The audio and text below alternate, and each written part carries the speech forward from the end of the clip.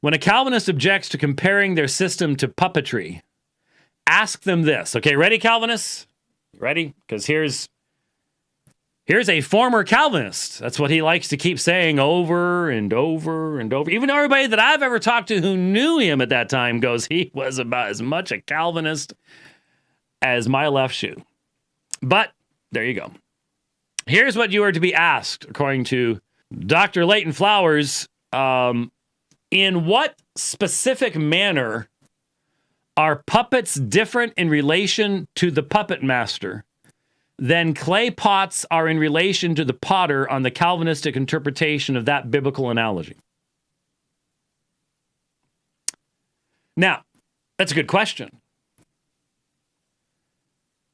I'm thankful that the very question itself recognizes that one of them is a biblical analogy. So God uses the pot and the potter. And one of those uses in Isaiah of the pot and the potter is where God says, you've turned things upside down. You thought that the potter was like unto the clay.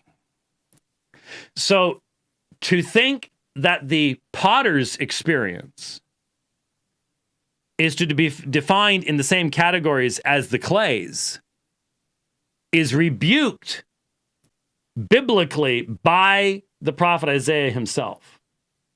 I would argue that is exactly what Leighton Flowers does. That's what he demands in your viewing of God, his experience of time, his constant mockery of the idea that there is a divine decree that God is accomplishing in this world. I saw a video of something happened with his internet. That happens. The internet is not yet perfect. Some of us are old enough to remember what a 1200 baud modem sounded like when it was hooking up over a phone line. So you young folks have absolutely no reason to be complaining about anything on the internet today. But he was having internet problems, and he said, well, obviously God decreed that too, right? You know, so it's always the mockery. I would not want to have to answer for that someday. But they would say he should never have to answer for it if it's part of the decree, because the decree cannot include the idea of God actually interacting with his creatures in time, because their God can't do that. So it can't include it. But that's also relevant to here, because what I want you to understand is you see this graphic. Who is the second Adam? Jesus took on flesh. Remember yesterday we went through John 1:14. The Word became flesh, dwelt among us. We beheld his glory. The glory is of the only begotten of the Father, full of grace and truth. We touched him. We handled him. Jesus entered into what we call the temporal realm, the realm of creatureliness, of the experience of time, the progression of time, daytime, nighttime, seasons. He entered into all of that because he took on flesh.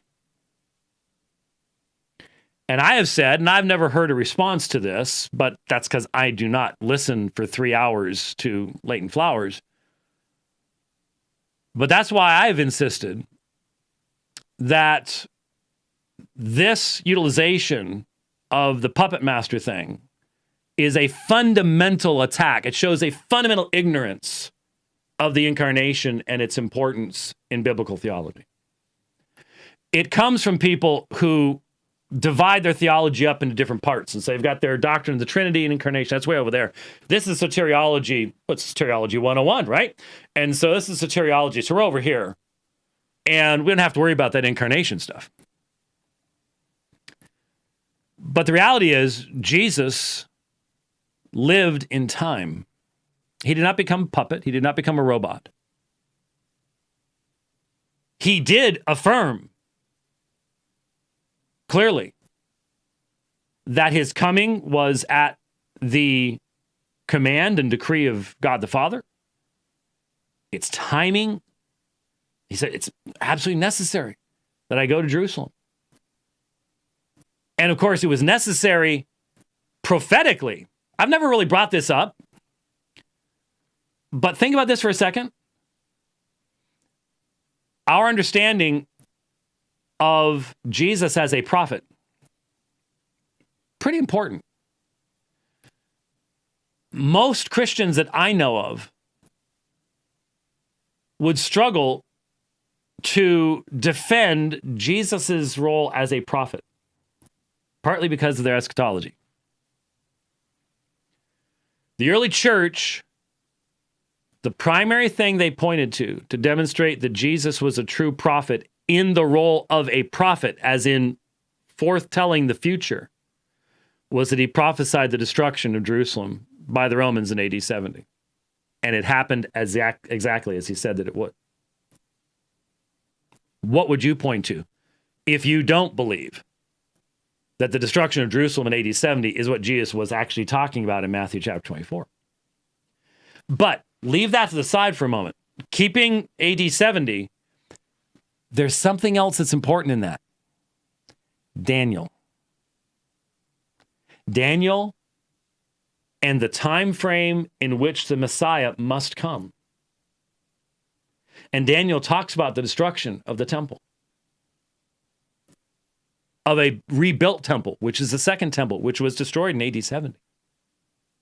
So you have a situation here where if you want to start playing Mr. Open Theist guy and saying God can have a million different ways to make things work, you just have to go to another option, then another option, another option. Once you've prophesied, once you've done the Daniel thing, you actually have to do it within the time frame that Daniel says, right? Or now you've turned Daniel into a false prophet and Jesus into a false prophet as well. Jesus says it is necessary that I go to Jerusalem. I be betrayed, I be crucified, buried, rise again the third day. And that's exactly what happened. Not because he was simply looking to the future and seeing it. This was the reality of God's decree. Jesus lives under that decree. And yet he lives as a man. He teaches, he interacts. What the incarnation demonstrates is that it is the eternal decree of God that is the foundation of the reality and meaningfulness of what happens in time. This movement, as I've said many times before, has a very shallow view of God. They flatten him out, 2 dimensions. God's experience has to be like my experience, or I will not feel like I can commune with this God because his ways are not my ways. Oh, wait a minute. Shh, don't. Thoughts are not my thoughts. Well, let's not go there. So, in what specific manner are puppets different in relation to the puppet master? That's simple. And the picture is good for that. That's a little wooden man. He's not real. He's not a person. Jesus was a person, and so are we. And so you have persons in time interacting with other persons in time and interacting with God in time in the way he decrees in eternity. And that's where they go, I can't understand it. And I say, that's because you're a creature. Stop dragging God down to your level. Let all of the scripture speak. He's bigger than you.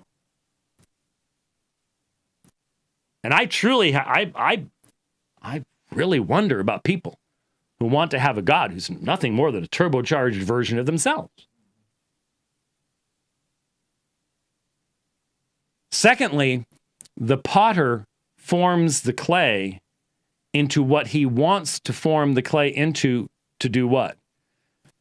To demonstrate his own attributes. That's what you have in Romans 9. The potter determines who the vessels of honor are. The potter determines who the vessels of dishonor are. And all of this is so that his name might be made known and his power might be demonstrated. And that's really the problem. Because these folks have not been subjected to God at that point. I'm not going to go there. I don't want a God like that. I agree. You don't. That's the problem.